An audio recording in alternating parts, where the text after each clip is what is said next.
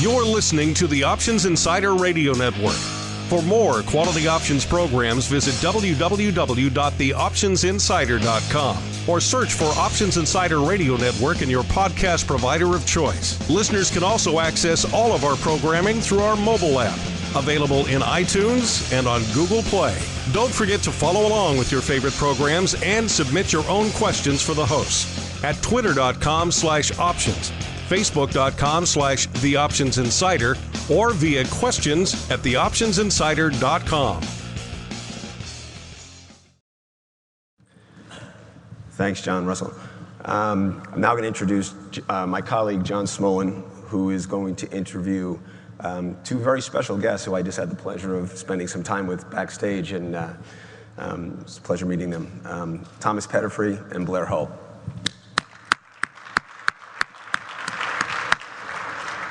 Touch me. Good morning, everyone. I'm very thrilled to be here. Just a quick introduction of the gentleman.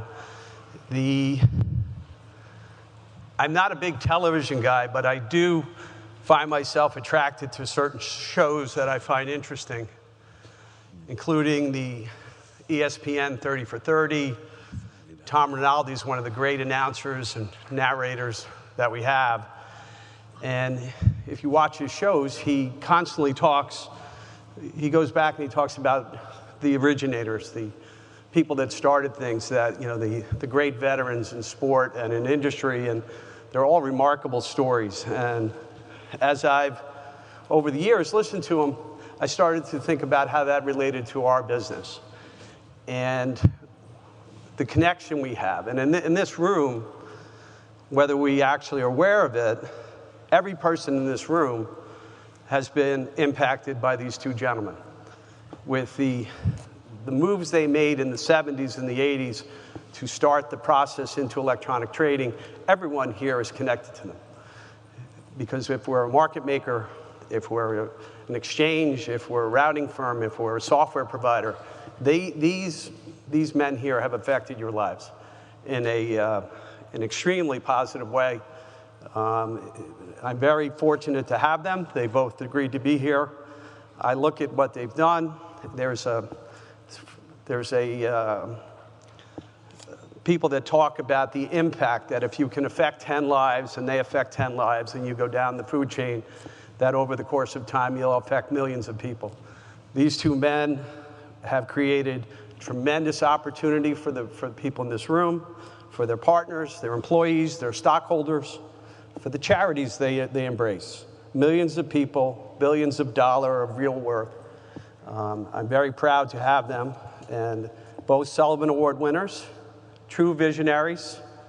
Their bios and accomplishments are too long to cover, but required reading for everyone. I use names like Elvis and Tiger and Michael in real world, but in our business, I can say Blair and Thomas. So please, let's welcome Blair Hull and Mr. Thomas Peterffy.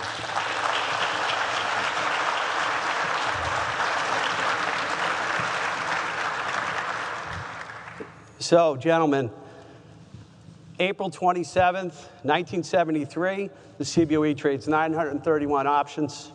Where are you guys? How do you learn about options, and where do you go?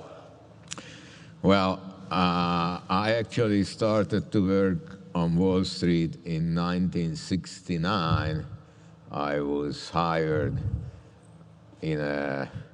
to a commodities dealer / broker, and my boss came to me one day and he said, you know, people are trading these puts and calls, and he explained to me what they were, and he said, but nobody has any idea how to price them. So he said, if you could figure out how to price them, maybe you could make some money. And then he soon forgot about the conversation, but it got stuck in my head. And I started to do simulations on my little computer and eventually came up with some formulas that worked. And, but then nothing happened. And around 80 73, the CBOE opened, and a firm by the name of Goldstein Samuelson started to sell silver and gold options. And they had these large investor meetings in hotel ballrooms, just like this one.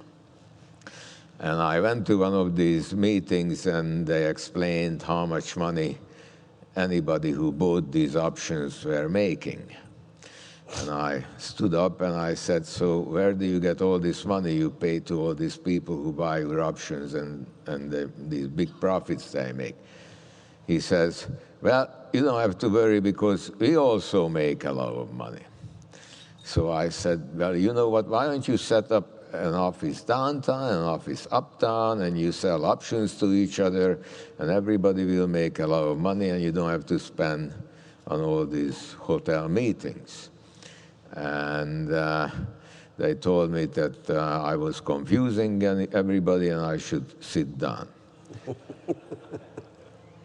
And so I went back next day. I went to my boss and I said, look, this is what they are doing. It's obviously a crooked thing, but we could do the same thing and honestly do it based on the formula that we at that time had. And he agreed, and we went into the issuance and trading of silver and gold options in '83, and we did that for 2 years, not '83, '73. And then suddenly Goldstein Samuelson went bankrupt, and our business dried up. So the moral of that story is that pray for your competitors not to go bankrupt, because then the same thing happened to us in about almost 40 years later when Man International went bankrupt. Same thing happened. Business dried up. So anyway, that's how I got into the options business. Fantastic. Blair, same for you. 1973, I'm running between casinos in Las Vegas, spending only about an hour so that I don't get thrown out as a card counter. I then get connected with a team, which ended up being one of the first truly successful blackjack team.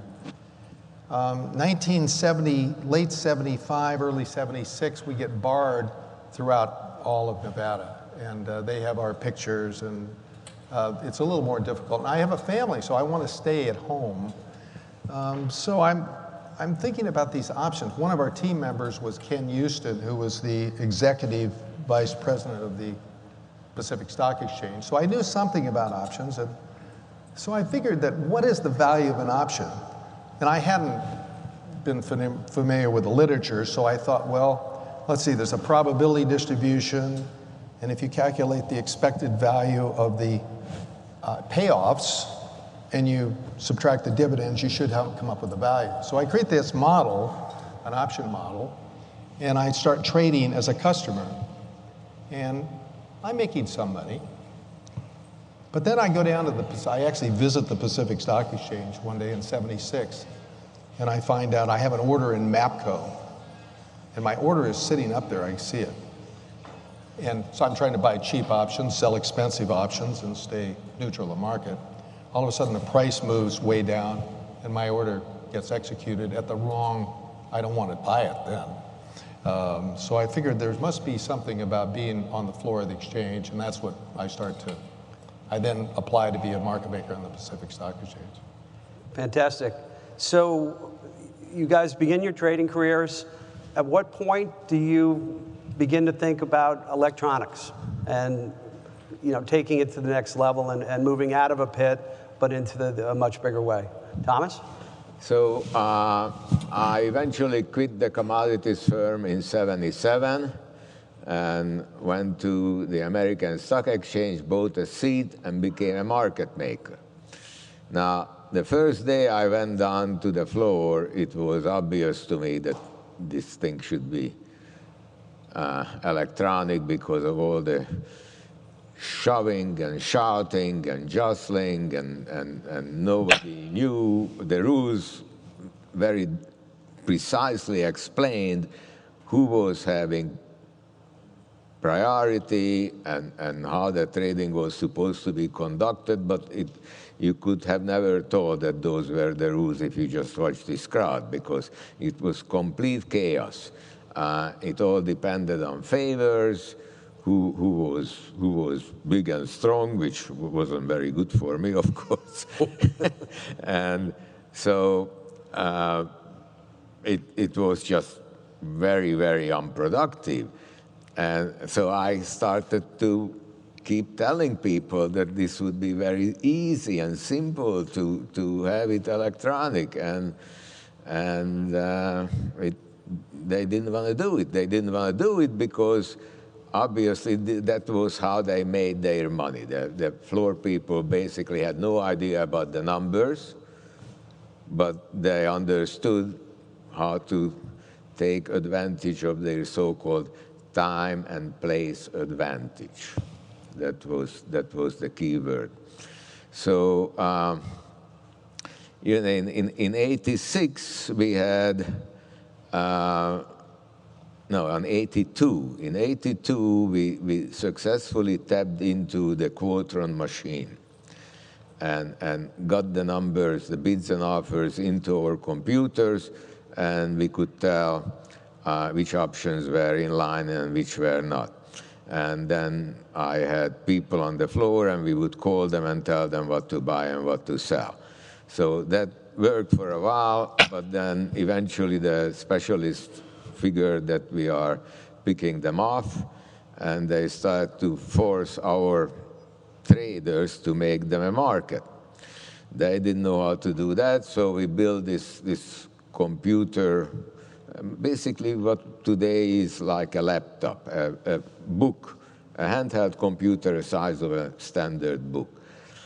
And then they didn't want to allow us to use that because they were afraid that we had an advantage over them because the numbers were precise. And so they didn't allow us to use it on the CBOE. We appealed to various committees. They kept saying no. Eventually, they passed the rule that, and I paraphrase, it said something like, no electronic analytical devices are allowed in the trading crowd.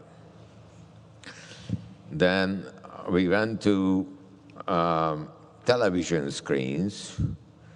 And on the television screens, we could show the bids and offers for the calls and the puts, and they were equipped with touch-sensitive overlay so that you would touch it, you would touch the item you bought or sold, and there was a dialog box at the bottom that would tell you where you could explain to the machine what you actually did.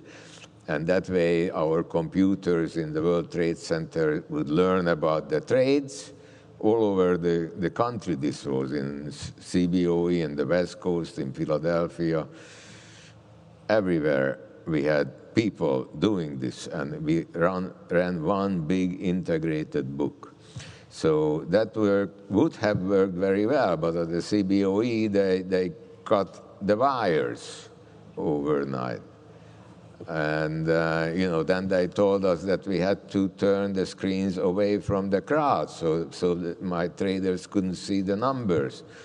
We had to hire people to signal the numbers.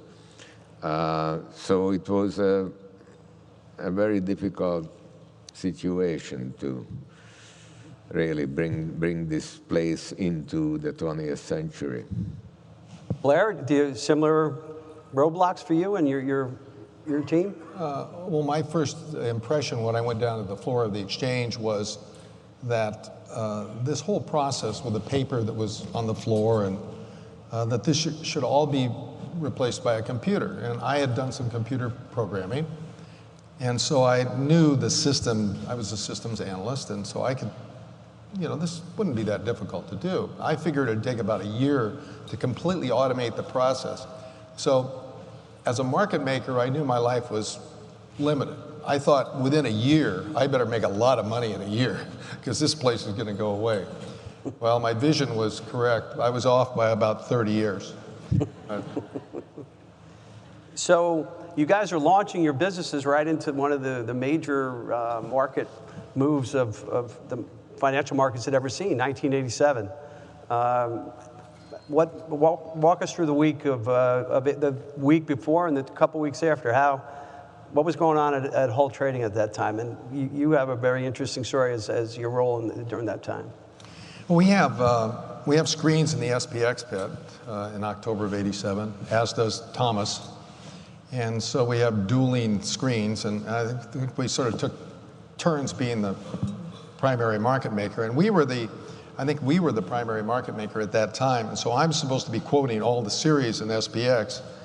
Well, we obviously missed our estimate of what the volatility would open up. I think we were about half of what the volatility literally was trading at. So I was selling, obviously we were selling premium at this point, and our screens could not adjust fast enough to raise the level. Well, what the Fed had done at that time, they'd said that they'd tripled the margins, essentially, so our capital requirements were 3 times what they were, and we were under, our clearing firm was clearing through a firm called Peters and Company, and Ralph Peters, and he wanted us to reduce our requirements. And we had positions in New York and at the Merck and all over the place. Fortunately, that morning, we could not execute on the Board of Trade in the Maxi Pit, which was a mirror of the Dow Jones average. And it was a futures contract, and we had a big position there. And so I was the only person in the firm that actually had the full Board of Trade seat that could actually go over and trade. And what they had done is they'd said that any broker who could execute your orders, and we executed our orders through brokers in that pit, could not go down on the floor unless they had $100,000 in account. There was nobody that would go into that pit to execute our orders. So I personally had to go over. It wasn't my pit, my pit. So I had to personally go over and trade. That got me out of the SPX pit, so I stopped selling premium, which probably saved the firm. So I go over at that time. And if I recall the story, it was you and a Morgan Stanley broker, and he's selling and you're buying, and it's... Well, there are probably only 20 people in the pit. In '87 is the first time I'd ever seen this. When there's chaos in the market, usually the pits would be overflowing. Everybody wanted to be in there. There was so much fear on the street that people left. The pits were empty. Nobody knew what to do. And so there was a great deal of fear on the street. In this case, we had maybe 15 market makers continuously making a market, even though the Chicago Mercantile had threatened they were going to close the markets. And so the only market at that time, New York Stock Exchange wasn't answering the phone. They claimed they were open, and the Merck, there was a rumor that the Merck would halt trading. So we have about 20 people in the firm at this point, and I'm telling them, well, I want to send somebody to the library to do research on what has happened during trading halts. It's a reasonable thing. Need to do well, we can't do research. We're at war. This is a ridiculous request of my people. And so finally this is at 9:30, and about 10:30 I said, hell, be long on the halt. We're going to be long on the halt. So we go down. I go down in the pit, and I'm buying small, and we're selling. The firm, fortunately, the firm is more risk adverse than I am. So we're not quite as long we're long, but not quite as long. But what happens is they halt trading, and of course I said be long on the halt. So obviously we're already long. And it's Drexel Burnham that comes in.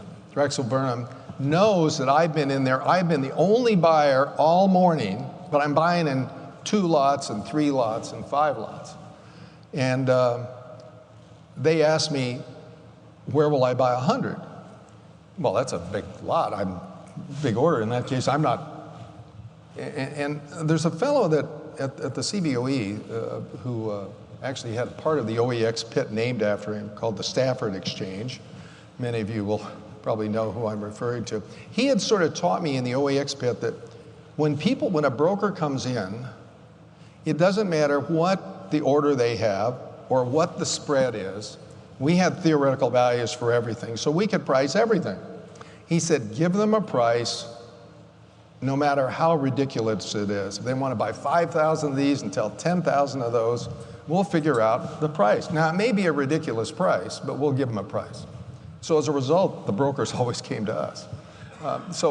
He asked me, he says, well, where will you buy 100? And they usually traded in nickels, $300, 10 cents at 15 cents. Unless they were trading in nickels, but this was 300, 295 at 300, 285. So they're trading like 292, and I say, 285. And he says, you own them. I said, and then it trades 287. There's 290 trading. He says, I'll sell you another 50. I buy another 50. Now we're so long, I have to leave the pit. So that's the story. I was just in the right place at the right time, it ends up. And then history, 45 minutes later, the Fed, they stop trading. Fed cuts the rates, discount windows, the whole thing happens, and the market explodes in the afternoon.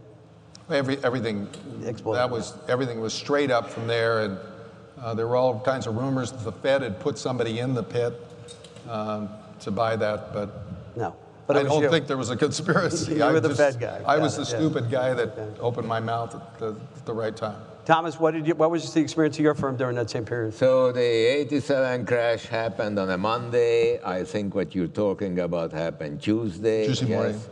So we were always long volatility. So that was good for us. We were self-clearing already in 87. And we were long. It appears that we were long on across all the exchanges. We were long delta, except all of our short delta was on the New York Futures Exchange, which was also cleared by OCC, but OCC cleared it as a vendor, not as the issuer of the options, because the New York Futures Exchange was a commodities exchange. So Monday the market crashes. Tuesday morning we come in. OCC says, well, you had lost an enormous amount of money, and you have to ante up the money. And we said, well, we don't have that much money, but you have on our knife position, which is equally profitable as the OCC position was a loser. So why don't you pay yourself? They said, well, our rules do not allow us to do this. We can only pay and receive from authorized banks. And besides, you are supposed to pay us at 9 o'clock for your OCC losses, and you would only get paid at 10 o'clock for your knife gains. So I said, well, why don't you pay the bank on behalf of the knife and then collect for OCC from the same bank? They say, no, we have to collect first and pay second. So, you're suspended. So we are suspended. We were suspended and bankrupt, even though by that time we were sitting on about $60 million. Actually, they were sitting on our $60 million. So we were bust. And the irony is that I was on the OCC board at that time. But I was excluded from all these emergency meetings because of my position. So eventually, the OCC got the SEC to send them a written order to pay themselves. That's how we got out of it. But so, if you next time you have a chance to vote for big government, remember this. It is never anybody's interest in big government to deviate from the rules. The rules are the rules, and it doesn't matter whether they make any sense or not. So that's what happened. So moving forward from there, you guys find yourself as competitors in Germany, not too many years later. How did you move from the U.S. into the European markets, and was that your first true electronic experience where you guys got to showcase what you did? So in 1990, the Deutsche Terminbörse opened as they were listing options. We already had our fully integrated system in the United States, as I said, across all the 7 exchanges at the time at different geographic locations. So I thought that adding Germany would be an easy thing. So I went over, and it was proposed to be a screen-based system. And I met with the head of the exchange and told him that, in my view, this whole idea will fail unless there is always a continuous market on the screen. And if he allowed me to plug in our computers and stream codes to the screens, then there would be a market on the screen all the time. It took him 24 hours to agree, to put the whole thing to the finance ministry. Everybody took him 24 hours. We were off and running. Now, the only problem was that they sent the executions back on the screen, and they would not allow us to get into the wire to suck it out. So we had to build a camera to take a picture on the screen of the execution, and to have our own program to translate the analog signal into a digital one. And so that took us longer than the market-making system.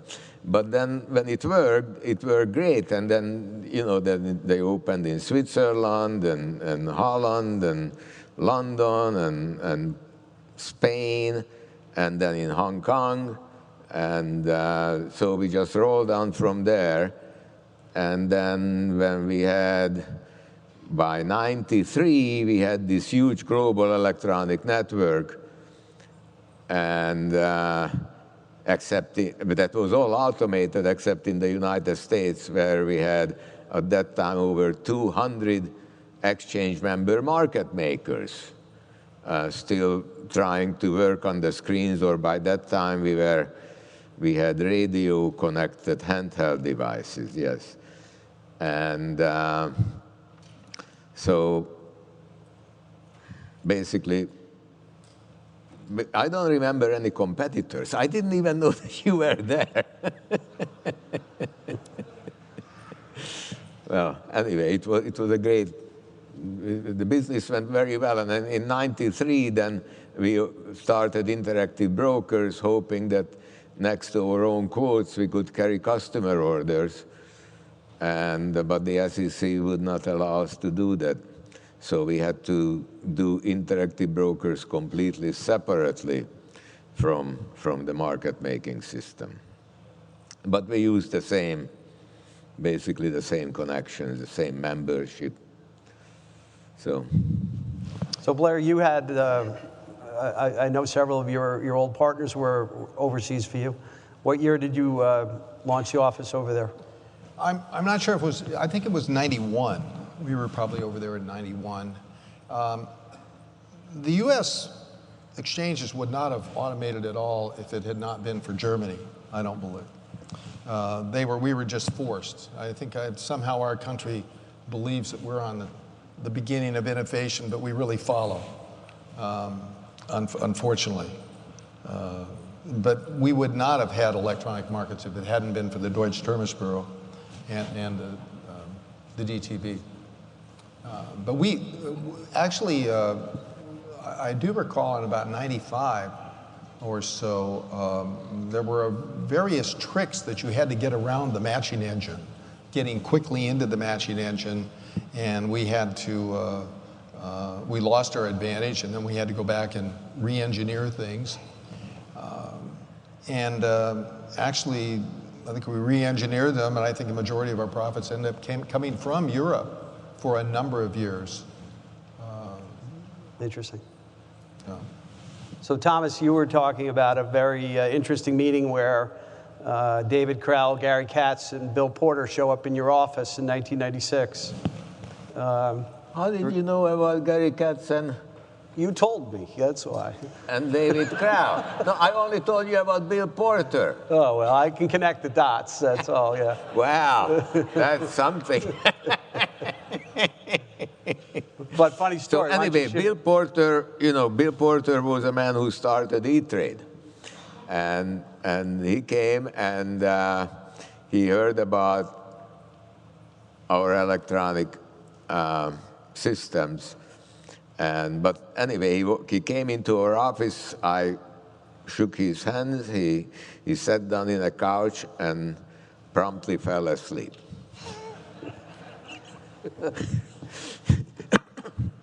And the other two guys carried on the conversation. We agreed that if ISE ever comes about, we will just plug in and we will make markets in everything, and they won't have to worry about liquidity. As a matter of fact, when ISE came up, that's exactly what happened, and we had over 50% of the volume in the first year. But anyway, we made that agreement. They woke up Bill Porter and left.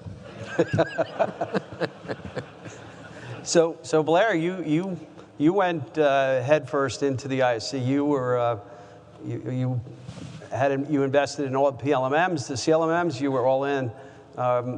Was that your big U.S. opportunity as you guys saw it at the time? Well, first Bill Porter he was in California when he started E-Trade, and he actually started in the 70s. So he was really the pioneer of a lot of this electronic trading. Before anybody felt there was. But he knew nothing about options. No. It was not. Or market making. But David Katz and David Krell and Gary Katz. Gary Katz, yeah. Clearly had this vision that you could start an electronic exchange. We had this idea at Hull at one time in the 90s, and we actually went down to see the SEC, and we tried to figure out how to get through the bureaucracy to do that. And we thought, so I really commend Krell and Katz for sticking with it. We went on, continued on making markets. But it was a great innovation. It sort of started the industry, and it started us on this path that may not be the optimal path, but we're certainly on that path now. Yeah, but wait a minute.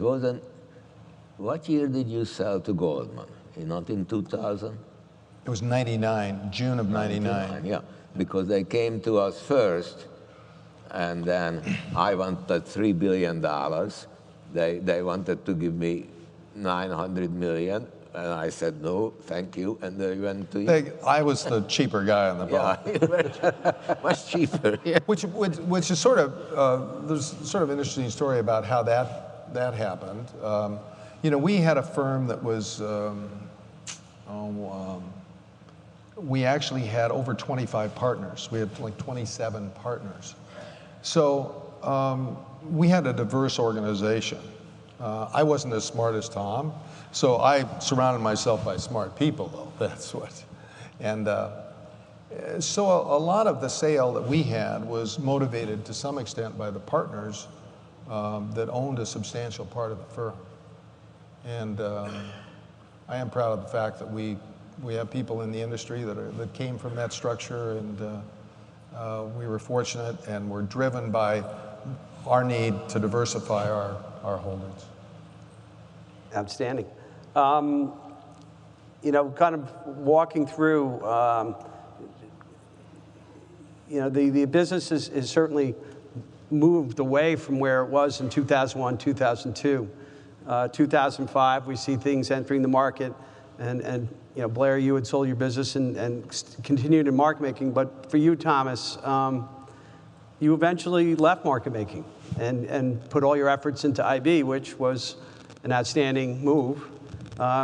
What happened? So there came a time when people started to buy order flow from the E-Trades of the world. And E-Trade, Ameritrade, all the online brokers started to sell their orders to market makers. And the fact is that if you do not have retail order flow in the marketplace, a market maker cannot make money on a regular basis. So we had to face the situation where we did not want to trade against our own customers because we didn't want to have that conflict. So we had to make a decision that we will either be market makers or we will be brokers. And I figured that on the long run, a broker is a more profitable idea than a market maker. Turned out to be correct. Yes, absolutely. Blair, you were, until recently, you were in the business in several different ways. What did you see after you had gone back out on your own and the difficulties of being in the business? I was out of the business for quite some time and then made some attempts to get back into it. And the structure that exists today makes it very, very difficult for market makers to compete or to get into the business. The barriers of entry are so large now. I think unless you're one of the top few, at least in the top 20, it's difficult to build the infrastructure that you need and to pay the fees. And when we demutualized and these exchanges all became for-profit entities, which was a smart thing for the members at that time, it created a structure that gets to very few market makers. You're going to have the same number of exchanges as you have market makers nowadays. So I don't know where the end of that path is, and I think Thomas may have some better ideas of where we go from here as an industry. So, well, first of all, there is a huge problem with the selling of order flow because, so the market makers buy up all the order flow. They internalize it based on the prevailing bid and offer. They execute it against themselves. They pay the brokers. So other people don't come into the markets because they don't like, because limit orders, if you put in limit orders nowadays, you only get to trade with professionals. So that is not a profitable activity. So the market becomes a little wider. The market becomes a little wider. The internalizers now internalize on a wider market so they can make more money, so they can pay more to the brokers for the orders. So this is a self-reinforcing loop at the end of which we will not have any liquidity. So I think that currently 40% of all the transactions happen off the exchange. 40% is a crucial place because if this goes just a few more percentage points, I think we get to a critical point where liquidity will be so bad that if the market starts moving a little bit, it is not going to stop because it will hit air pockets. So I don't know what's going to happen. I can't see anything good coming out of this. Blair, what are your thoughts on it? This is a mystery to me. Okay. What do you say? It's a mystery to me as to what direction we should go. Obviously, the exchanges are have control of what's going on, and to get more people more participants in providing liquidity is, it's almost like I think you're going to have to find some kind of incentives to get other newer participants in this. Gotcha. So we have several minutes left, but Thomas and I were speaking, and my path with these two gentlemen have crossed several times in my past. And in 1983, I was a brand new clerk on the floor of the American Stock Exchange, and Thomas came onto the floor for the first time with the handhelds he referenced. And I was talking to him about some of his old employees, who as a young clerk treated me very, very nicely. But we were reminiscing about one, and a fellow by the name of Melvin Van Peebles. And Thomas, why don't you share how Melvin came to work for you and become my friend? Very interesting. So one day I was having dinner with a man I barely knew by the name of Aaron Russo and his friends. And Aaron was the manager of Bette Midler, and he also was a movie producer. And among his friends, there was Melvin Van Peebles at the table. He was a black actor, fairly well known at the time. So Aaron asked me what I'm doing, and I explained what I was doing. I was hiring all these people, putting them down on the floor, calling them on the phone, telling them what to buy and sell. And they say, so where do you get these people who know how to trade? I say, well, they don't know how to trade. I just tell them what to do. So he says, you mean just anybody? I say, yeah, just anybody. He says, you mean this Melvin right here? You could hire him and he could work for you? And I said, sure. So he said, $10,000. I said, okay, $10,000. We made a bet. He said, he has to work for you for a year. You can't fire him. I said, okay. So Melvin came, and he did the thing. I mean, you know, everybody loved him on the floor because he was well known and he was funny, and they loved him.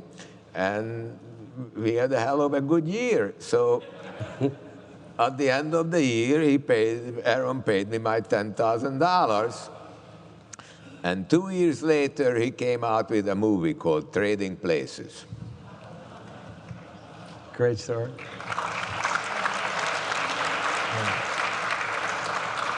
So, as we've got several minutes left here, I'm sure there's a few questions. So, I turn it open to the audience. A mic down here for, yes, for you. Hold on, right behind you. I just wanted to add that Melvin was one of the great people that walked on the floor of the American Stock Exchange.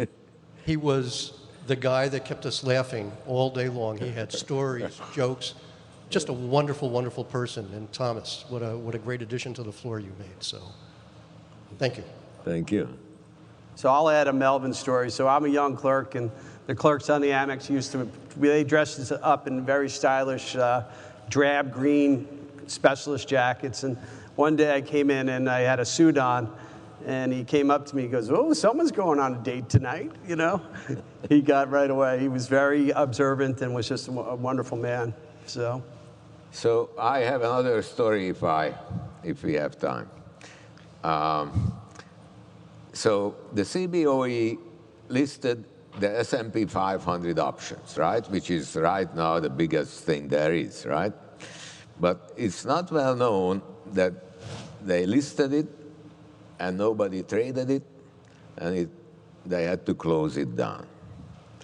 So at the time when that happened, I went to the CBOE and I said, you know, if you allow me to put up my screens and drive them with my computer, I will make a tight bid and offer market for a year, whether anybody comes or doesn't. And after a while, they agreed, and so I put up the screens and we started making the markets. But nobody came. The OEX was the big contract at the time. There were hundreds of people in the OEX bid. Nobody came to us.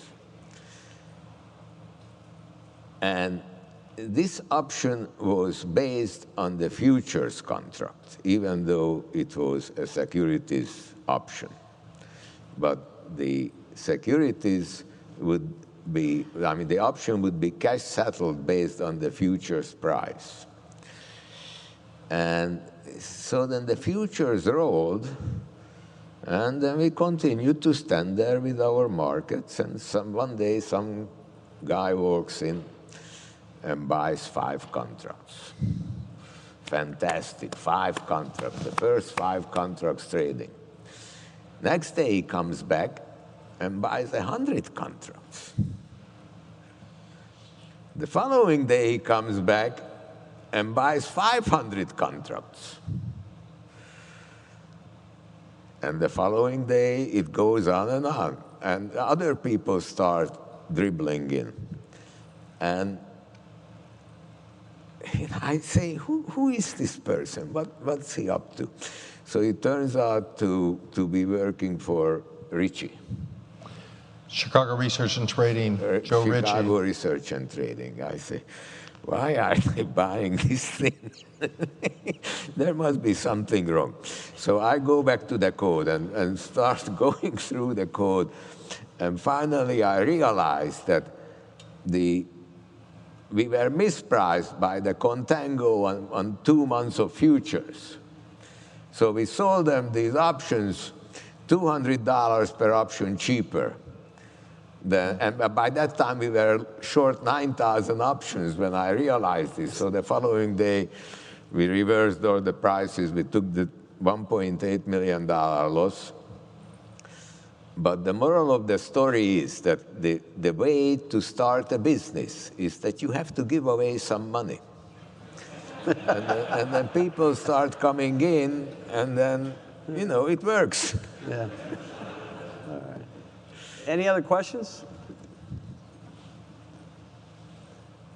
Well, we have a couple minutes left, but Blair, any final thoughts? I mean, you've been around the business for a long time, and I think it's kind of interesting that you've been away, but you catch up so quickly. Any final things? Well, it's clearly been a fun ride. The business has become so complex, though. And when I think about the way in which the exchanges are pricing things, it just, to give an advantage to people who have, it's all the exchanges are for-profit entities. But to some extent, they have to serve the industry. And so somehow I think you've got to get some way to create a fair play, a level or playing field, just as everybody should have the same opportunity. And so I would challenge you to try to find a way to level the playing field so there isn't such a disparity with the ability to play in the marketplace. Thomas, yourself? I would say that the best thing you can do for yourself is to become a customer of Interactive Brokers. Yeah. Well, with that, I'd like to thank you both. This has been very, very entertaining and enlightening, and I hope that everyone in the room understands what I said earlier, that we were all connected to the both of you. And thank you so much for coming. Fantastic. Great. Very nice job. Thank you,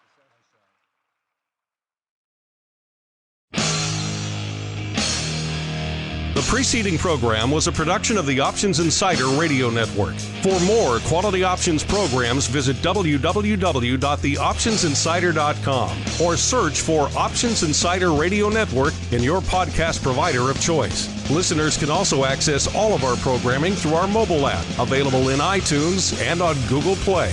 Don't forget to follow along with your favorite programs and submit your own questions for the hosts at twitter.com/options, facebook.com/theoptionsinsider, or via questions@theoptionsinsider.com.